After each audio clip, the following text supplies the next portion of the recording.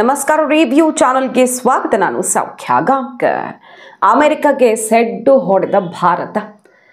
ಅಮೆರಿಕದ Trump tariff ಡೆಡ್ಲೈನ್ಗೇನೆ counter ಕೊಟ್ಟಿದ್ದಾರೆ ಈಗ ಮೋದಿ. ಯಾವ ರೀತಿ ಇದೆ ಬೆಳವಣಿಗೆ? ಬಹಳ ಡೇಂಜರಸ್ ಆಗಿದೆ ಬೆಳವಣಿಗೆ. ಆದರೂ ಕೂಡ ಭಾರತ ಅಮೆರಿಕಗೆ ಡೋಂಟ್ ಕೇರ್ ಆನ್ಸರನ್ನು ಕೊಟ್ಟಿರೋದು. ಭಾರತೀಯರಿಗೆ ಲಾಭ ಆಗದೆ ಹೋದರೆ ನಾವೇನು ಮಾಡ್ತೀವಿ ಅನ್ನೋದು ಒಂದು ನಿರ್ಧಾರ. ಆದರೆ ಭಾರತೀಯರ ಭಾವನೆ ಜೊತೆ, ಅದರಲ್ಲೂ ವಿಶೇಷವಾಗಿ ಹಿಂದೂಗಳ ಭಾವನೆಗೆ ಹರ್ಟ್ ಆಗುವಂತಹ ಒಂದು ಒತ್ತಡ ಈಗ ಅಮೆರಿಕ ಹೇರ್ತಾ ಇರೋದು. ಅದಕ್ಕೆಲ್ಲದಕ್ಕೂ ಕೂಡ ಡೋಂಟ್ ಕೇರ್ ಅಂತ ಸೆಡ್ ಹೊಡೆದಿದೆ. ಡೇಟಾ ಮತ್ತು ಡಿಗ್ನಿಟಿ ಅಂತ ಬಂದಾಗ ಭಾರತ ಕಾಂಪ್ರಮೈಸ್ ಆಗುವ ವಿಚಾರವೇ ಇಲ್ಲ ಅಂತ ಸೆಡ್ ಹೊಡೆದಿರೋದು. ಏನು ಹಾಗಾದರೆ ಬಿಗ್ ಡೆವಲಪ್ಮೆಂಟ್ ಮಾಹಿತಿ ಮುಂದೆ ಇಡ್ತಾ ಹೋಗ್ತೀವಿ. ಮಿಸ್ ಮಾಡಿದ್ರೆ ನಮ್ಮ ಚಾನಲ್ನ ಸಬ್ಸ್ಕ್ರೈಬ್ ಮಾಡಿ, ನಿಮ್ಮ ಅಭಿಪ್ರಾಯ ಕಮೆಂಟ್ ಮಾಡಿ ತಿಳಿಸಿ. ಎಸ್ ವೀಕ್ಷಕರೇ, ಭಾರತ ಮತ್ತು ಅಮೆರಿಕ ನಡುವೆ ಟ್ರೇಡ್ ಡೀಲ್ ಫೈನಲ್ ಆಗಬೇಕು. ಬಹಳಷ್ಟು ದಿನಗಳಿಂದ ಮಾತುಕತೆ ಆಗ್ತಾ ಇದೆ. ಕೆಲವು ದಿನಗಳ ಹಿಂದೆ ಜಯಶಂಕರ್ ಅವರು ಖಡಕ್ ಆಗಿ ಎಚ್ಚರಿಕೆ ಕೊಟ್ಟಿದ್ರು, ಇದೇನಿದ್ರು ಮ್ಯೂಚುವಲಿ ಬೆನಿಫಿಷಿಯಲ್ ಆದರೆ ಮಾತ್ರ ಫೈನಲ್ ಆಗುತ್ತೆ. ಟ್ರೇಡ್ ಟಾಕ್ ನಡೀತಾ ಇದೆ, ಫೈನಲ್ ಆಗಿಲ್ಲ. ನೆನಪಿರಲಿ, ನಾವು 0% ಕೊಟ್ಟು ಬಿಡ್ತೀವಿ ಅಂಥ ಆಫರ್ ಕೊಟ್ಟಿದೆ, ಏನೇನೋ ಬಾಯ್ ಬಡ್ಕೊಳ್ತಿದ್ರಲ್ಲ ಟ್ರಂಪು. ಆದರೆ ಅದಕ್ಕೆ ಓಪನ್ ಆಗಿ ಸೆಡ್ ಹೊಡೆದಿತ್ತು ಭಾರತ. ನಮಗನುಕೂಲ ಆಗುತ್ತೆ ಅಂದರೆ ಮಾತ್ರ ಟ್ರೇಡ್ ಟಾಕ್, ಇಲ್ಲ ಅಂದರೆ ಇಲ್ಲ ಅಂತ ತಮ್ಮ ಅಂತಿಮ ನಿರ್ಧಾರ ತಿಳಿಸಿದ್ರಲ್ಲ, ಈಗ ಅದೇ ಆಗ್ತಾ ಇದೆ. Take it or leave it ಅಂತ ಟ್ರಂಪ್ ಡೆಡ್ಲೈನ್ ಹಾಕಿದ್ದಾರೆ. ಜುಲೈ 8 ಇನ್ನೇನು ಆ ಟ್ಯಾರಿಫ್ ಡೆಡ್ಲೈನ್ ಬರ್ತಾ ಇದೆ. 90 ದಿನಗಳು ಅಂತ ಏನು ಮುಗಿತಾ ಬಂತು ಆ ಡೆಡ್ಲೈನ್ ಕೂಡ. So take it or leave it ಆಪ್ಷನನ್ನು ಕೊಡ್ತಿದ್ದಾರೆ. ನಾವು ಟ್ರೇಡ್ ಡೀಲ್ ಮಾಡಬೇಕು ಅಂದರೆ ಈ ಸೆಕ್ಟರಲ್ಲಿ ಅಮೆರಿಕ ಎಂಟ್ರಿ ಕೊಡಬೇಕು ಭಾರತಕ್ಕೆ ಅನ್ನೋ ಒತ್ತಡವನ್ನು ಹಾಕ್ತಿರೋದು. ಯಾವ್ಯಾವ್ದದು ಅಂತ ಕೇಳಿದ್ರೆ ಅಗ್ರಿಕಲ್ಚರ್, ಡೇರಿ ಮತ್ತು ಡಿಜಿಟಲ್ ಸರ್ವಿಸ್. ಟ್ಯಾರಿಫ್ ಡೆಡ್ಲೈನ್ ಹತ್ರ ಬರ್ತಿರೋ ಹೊತ್ತಲ್ಲಿ ಭಾರತದಲ್ಲಿ ಈ ಸೆಕ್ಟರ್ಸ್ನ ನಾವು ಓಪನ್ ಆಗಲೇಬೇಕು ಈ ಒಂದು ಸೆಕ್ಟರಲ್ಲಿ ಅಂತ ಪುಷ್ ಮಾಡ್ತಿದ್ದಾರೆ. ಆದರೆ ಭಾರತ ಮಾತ್ರ ಗೇಟ್ ಕ್ಲೋಸ್ ಮಾಡಿದೆ. ಇದು ಬಹಳ ಸೆನ್ಸಿಟಿವ್ ವಿಚಾರ. ಡಿಗ್ನಿಟಿ, ಡೇಟಾ ಎರಡೂ ಬರುತ್ತೆ ಇಲ್ಲಿ. ಭಾರತೀಯರ ಭಾವನೆ, ಸೇಫ್ಟಿ ಎರಡೂ ಬರುತ್ತೆ ಇಲ್ಲಿ. ನಾವು ಇಷ್ಟು ಸೆನ್ಸಿಟಿವ್ ವಿಚಾರದಲ್ಲಿ ಅಷ್ಟು ಸುಲಭವಾಗಿ ನೀವು ಹೇಳ್ದಂಗೆ ಬಗ್ಗೋಕ್ಕೆ ಸಾಧ್ಯವೇ ಇಲ್ಲ. ಇದು ಅಸಾಧ್ಯ ಅಂತ ಸೆಡ್ಡು ಹೊಡೆದಿದೆ. ಯಾಕೆ? ಡೈರಿ ಪ್ರಾಡಕ್ಟ್ಸು ಏನು ಪ್ರಾಬ್ಲಮ್ಮು ಎಲ್ಲ ಹೇಳ್ತಾ ಹೋಗ್ತೀವಿ ನೋಡಿ. ಇಂಡಿಯಾ US ಬಯಲ್ಯಾಟ್ರಲ್ ಟ್ರೇಡ್ ನೆಗೋಷಿಯೇಷನ್ ಈಗ ಫೈನಲ್ ರೌಂಡ್ಗೆ ಬಂದು ನಿಂತಿದೆ. ಇಲ್ಲಿ ಯಾವುದೋ ಒಂದು ಫೈನಲ್ ಆಗಬೇಕು, ಇಲ್ಲ ಕಟ್ ಆಗಬೇಕು. ಅಷ್ಟು ಡೇಂಜರಸ್ ಟರ್ನನ್ನು ತಗೊಳ್ತಿದೆ ಇದು. ಭಾರತಕ್ಕೆ ಅಂದುಕೊಂಡಂಗೆ ಆಗದೇ ಇದ್ದರೆ ದೊಡ್ಡ ಹೊಡೆತ ಬೀಳಬಹುದು. ಆದರೆ ನಮ್ಮ ಡಿಗ್ನಿಟಿ ಜೊತೆಗೆ ನಾವು ಕಾಂಪ್ರಮೈಸ್ ಆಗಲ್ಲ, ನಮ್ಮನ್ನು ಬಗ್ಗಿಸೋಕೆ ಬರಬೇಡಿ ಅನ್ನುವ ಎಚ್ಚರಿಕೆ ಕೊಟ್ಟಿರೋದು ನಾವು ನೋಡಿದ್ದೀವಿ ಈಗಾಗಲೇ. ವರ್ಲ್ಡ್ ಬ್ಯಾಂಕ್ ಡೇಟಾ, ವಿಶ್ವಸಂಸ್ಥೆ ಕೊಟ್ಟಿರೋ ಡೇಟಾ. ಟ್ಯಾರಿಫ್ ಏನೇ ಮಾಡಿದ್ರೂ ಕೂಡ ಭಾರತ ಅಷ್ಟು ಸುಲಭವಾಗಿ ಶೇಕ್ ಆಗಲ್ಲ. ಯಾಕಂದರೆ ನಮಗೆ ಡೊಮೆಸ್ಟಿಕ್ ಕನ್ಸ್ಯೂಮರ್ಸ್ ಇದ್ದಾರೆ, ನಮ್ಮಲ್ಲಿರುವಂಥ ಜನಸಂಖ್ಯೆ.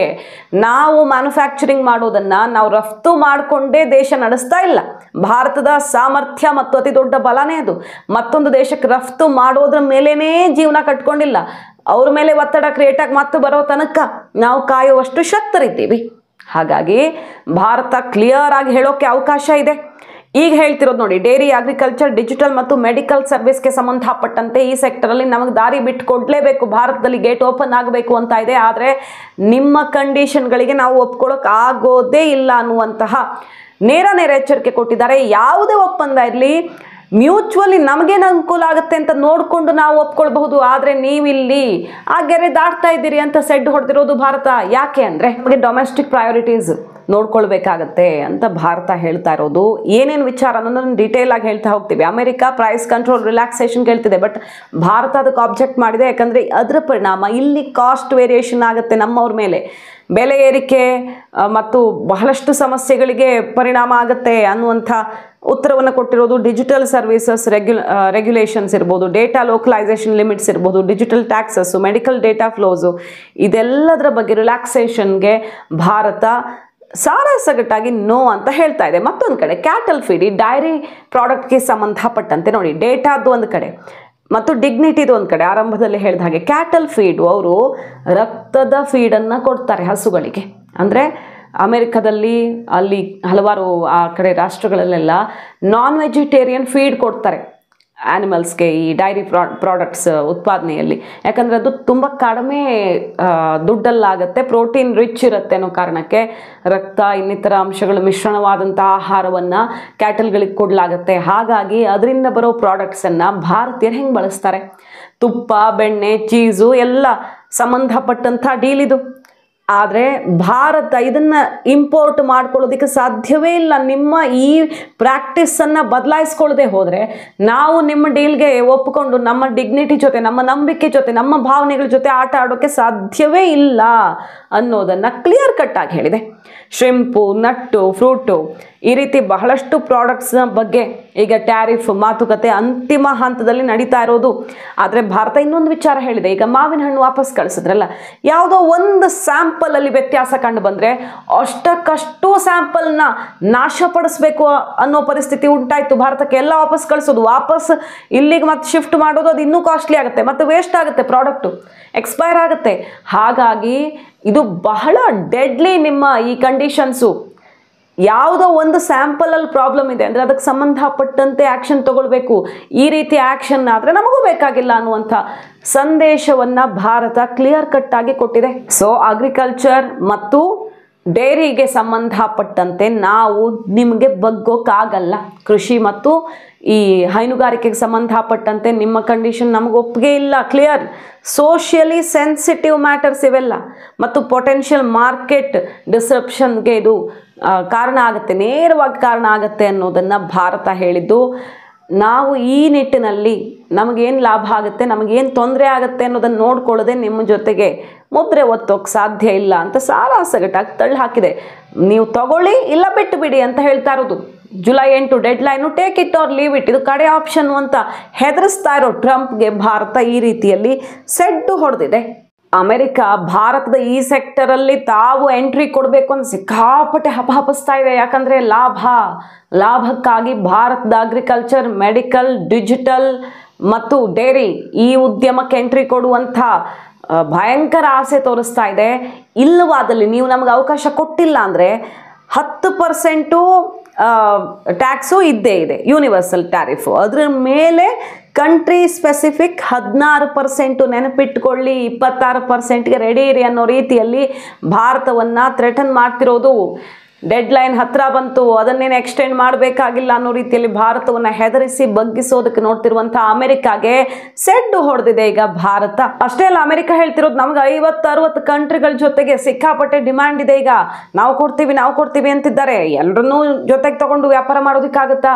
ಯಾರು ಬೇಕು ಯಾರು ಬೇಡ ಅನ್ನೋದನ್ನ ಲೆಟರ್ ಮೂಲಕ ತಿಳಿಸ್ತೀವಿ ನಾವು ಅನ್ನೋ ರೀತಿಯಲ್ಲಿ ಭಯಂಕರ ಉಡಾಫೆ ಉತ್ತರವನ್ನು ಕೊಡ್ತಾ ಇದೆ ಅಮೆರಿಕ. ಇದು ಕಡೆಯ ಚಾನ್ಸ್ ಅನ್ನೋ ರೀತಿಯಲ್ಲಿ ಹೆದರಿಸೋದಕ್ಕೆ ಎಲ್ಲ ರಾಷ್ಟ್ರಗಳಿಗೂ ಆ ಸಂದೇಶ ಕೊಡುವಂಥ ಪ್ರಯತ್ನ ಭಾರತವನ್ನು ಸೇರಿಸ್ಕೊಂಡು. ಅಂದರೆ ಟ್ರಂಪ್ ಉದ್ದೇಶ ಒಂದೇ, ಭಾರತ ಈಗ ಸೂಪರ್ ಪವರ್ ಅಲ್ಲ ಅಂತ ಅವ್ರು ನೋಡಬೇಕು. ಕೊನೆಗೆ ಆತನ ಪಾಡಿಗೆ ಆತ ಸಮಾಧಾನ ಮಾಡ್ಕೊಳ್ಬೇಕು. ಜಗತ್ತೇ ಒಪ್ಕೊಂಡಿದ್ರು ಕೂಡ ಭಾರತವನ್ನು ಪಾಕಿಸ್ತಾನದ ಜೊತೆಗೆ ಹಾಕ್ತಾ ಕಡೀಲಿ ತೂಗುವಂಥ ಟ್ರಂಪ್ಗೆ ಇನ್ನೇನು ಹೇಳೋದಕ್ಕಾಗುತ್ತೆ? ಭಾರತ ಎಲ್ಲೂ ಲೆಕ್ಕಕ್ಕೆ ಇಲ್ಲದ ರಾಷ್ಟ್ರ ಅಂತ ಆಗಾಗ ಸಂದೇಶ ಕೊಡುವ ಪ್ರಯತ್ನವನ್ನು ಟ್ರಂಪ್ ಮಾಡ್ತಾ ಇರೋದು. ಅದಕ್ಕೆ ಭಾರತ ಈಗ ಬೇಕಿದ್ದರೆ ಮಾತಾಡೋಣ, ಲಾಭ ಆಗತ್ತೆ ಭಾರತೀಯರಿಗೆ ಅಂದರೆ ಮಾತಾಡೋಣ, ಇಲ್ಲ ಅಂದರೆ ಬಿಟ್ಟು ಬಿಡಿ ಅನ್ನೋ ರೀತಿಯಲ್ಲಿ ನಾವು ಮೆಸೇಜನ್ನು ಕೊಟ್ಟಿದ್ದು. ಅಮೆರಿಕ ಈಗ ನ್ಯೂ ಡೆಲ್ಲಿಯಲ್ಲಿ ಮಾತುಕತೆ ನಡೆಸ್ತಾ ಇದೆ. ಯಾಕೋ ಇದು ಆಗ ಬರೋ ರೀತಿಯಲ್ಲಿ ಕಾಣಿಸ್ತಿಲ್ಲ. ಕಾಸ್ಟ್ಲಿ ಆಗುತ್ತೆ ಭಾರತೀಯರಿಗೂ ಕೂಡ, ಡೌಟೇ ಇಲ್ಲ.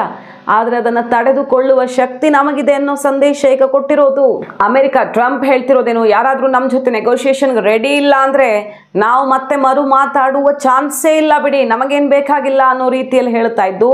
ಸಿಂಪಲ್ ಸೊಲ್ಯೂಷನ್ ಹೇಳ್ತಾ ಇದೆ. ಈಗ ನಾವು ಕೂಡ $2 ಬಿಲಿಯನ್ ಪ್ರಾಡಕ್ಟ್ಸ್ನ, ಫಾರ್ ಎಕ್ಸಾಂಪಲ್ ಅಗ್ರಿಕಲ್ಚರ್ಗೆ ಸಂಬಂಧಪಟ್ಟಂತೆ ಎಕ್ಸ್ಪೋರ್ಟ್ ಮಾಡಿದ್ದೀವಿ. ನೀವು ಕೂಡ ಭಾರತಕ್ಕೆ ಅಷ್ಟೇ ಎಕ್ಸ್ಪೋರ್ಟ್ ಮಾಡಿದ್ದೀರಿ. ಅಂದರೆ ನಾವು ಹಾಕುವ ತೆರಿಗೆ ಜಾಸ್ತಿ ಇರಬಹುದು, ಆದರೆ ಜಾಸ್ತಿ ಪ್ರಮಾಣದಲ್ಲಿ ನಿಮ್ಮ ಪ್ರಾಡಕ್ಟ್ ಬಂದುಬಿಟ್ರೆ ಅಲ್ಲಿಗೆ ಸಮ ಆಯ್ತಲ್ಲ. ಭಾರತ ಹೇಳ್ತಿರೋದೇ ಇದು, ನಾವು ಹೆಚ್ಚೆಚ್ಚು ಖರೀದಿಸ್ತೀವಿ, ಆಗ ನಿಮಗೆ ತೆರಿಗೆ ಕಡಿಮೆ ಇದ್ದರೂ ಕೂಡ ಅಷ್ಟೇ ಅಮೌಂಟ್ ಬರುತ್ತೆ ಅಂತ ಆ ಆಪ್ಷನನ್ನು ಓಪನ್ ಇಟ್ಟಿದೆ. Financial year 2024 agricultural exports to US $2.12 billion ಇತ್ತು. ನಿಮ್ಮದು ಅಷ್ಟೇ ಇದೆ. ಸೊ ನಿಮಗೇನು ಲಾಸೇ ಆಗ್ತಿಲ್ಲ ಇಲ್ಲಿ ಅನ್ನೋದನ್ನು ಮನವರಿಕೆ ಮಾಡಿಕೊಡುವಂಥ ಪ್ರಯತ್ನ ಮಾಡ್ತಿದೆ. ಅಮೌಂಟು ಎಷ್ಟು ಪ್ರಾಡಕ್ಟು ಅನ್ನೋದನ್ನು ಕಂಪೇರ್ ಮಾಡಿದ್ರೆ ಅಷ್ಟಕ್ಕಷ್ಟೇ ಆಗುತ್ತೆ. ತಲೆ ಬಿಸಿ ಯಾಕೆ ನಿಮಗೆ?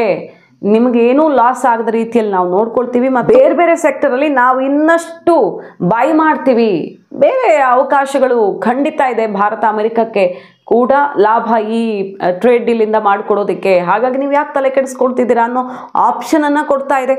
ಆದರೆ ಅಮೆರಿಕ ತಾನು ಹೇಳಿದಂತೆ ತಾಳಕ್ಕೆ ಕುಣಿಬೇಕು ಅಂತ ನಿರೀಕ್ಷೆ ಮಾಡ್ತಾ ಇತ್ತು. ಅದಕ್ಕೆ ಈಗ ಭಾರತ ಸೆಡ್ಡು ಹೊಡೆದು ನಿಂತಿರೋದು. ಸೊ ಈ ಟ್ರೇಡ್ ಡೀಲ್ ಯಾಕೋ ಬೇರೆಯದ್ದೇ ದಿಕ್ಕನ್ನು ತಗೊಳ್ಳೋ ರೀತಿ ಕಾಣ್ತಾ ಇದೆ. ನಾವು ಅಮೆರಿಕ ಡೆಡ್ಲೈನ್ ಅಂತ ಹೆದರಿಸ್ತಾ ಇದೆ ಅಂದ ಮಾತ್ರಕ್ಕೆ ಒಪ್ಪಿಕೊಂಡು ಬಿಟ್ಟರೆ ಮತ್ತಷ್ಟು ಬಗ್ತಾನೇ ಹೋಗಬೇಕಾಗತ್ತೆ. ಭವಿಷ್ಯದಲ್ಲಿ 26 ಇದೆ, ನಾಳೆ 30ಕ್ಕೆ ಹೋಗಬಹುದು.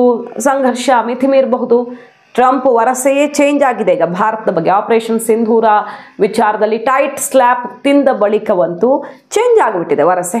ಸಿಕ್ಕಾಪಟ್ಟೆ ಕಣ್ಣು ಕೆಂಪಾಗಿರೋದು. ನಾವು ಬೇರೆ ಅವರು ಫೈಟರ್ ಜೆಟ್, ನಮಗೆ ಸಹವಾಸವೇ ಬೇಡ, ನಿಮ್ಮಿಂದ ನಾವು ಖರೀದಿ ಮಾಡಲ್ಲ, ರಷ್ಯಾ ಜೊತೆಗೆ ಫ್ರಾನ್ಸ್ ಜೊತೆಗೆ ಹೋಗ್ತೀವಿ ಅಂತ ನೇರ ಹೇಳಿರೋದು. ಇದೆಲ್ಲವೂ ಅಮೆರಿಕವನ್ನು ಕಂಗೆಡಿಸಿದೆ ಮತ್ತು ಅವರ ಈಗೋ ಹರ್ಟ್ ಆಗಿದೆ. ಹಾಗಾಗಿ ಈಗ ಟ್ಯಾರಿಫ್ ವಿಚಾರದಲ್ಲಿ ಆಟ ಆಡಿಸೋಣ ಅಂತ ನಿಂತಿರುವಂಥ ಟ್ರಂಪ್ಗೆ ಇಲ್ಲೂ ಕೂಡ ಸೆಡ್ ಹೊಡೆದಿದೆ ಭಾರತ. ಒಂದು ಕಡೆ WTOದಲ್ಲಿ ಅದು ಹೆಂಗೆ ಇವರು ಇಷ್ಟೆಲ್ಲ ಹಾಕ್ತಾರೆ, ನಾವು ವಾಪಸ್ ಹಾಕ್ತೀವಿ ಅಂತ ಅಲ್ಲಿ ಹೋರಾಟವನ್ನು ಮಾಡ್ತಿದ್ರೆ, ಮತ್ತೊಂದು ಕಡೆ ನೇರ US-ಗೆ ಗುದ್ದು ಕೊಟ್ಟಿರೋದು. ಮಾಹಿತಿ ನಿಮ್ಗೆ ಇಷ್ಟ ಆಗಿದ್ರೆ ಮಿಸ್ ಮಾಡಿದ್ರೆ ನಮ್ಮ ಚಾನಲ್ನ ಸಬ್ಸ್ಕ್ರೈಬ್ ಮಾಡಿ, ನಿಮ್ಮ ಅಭಿಪ್ರಾಯ ಕಮೆಂಟ್ ಮಾಡಿ ತಿಳಿಸಿ. Thank you.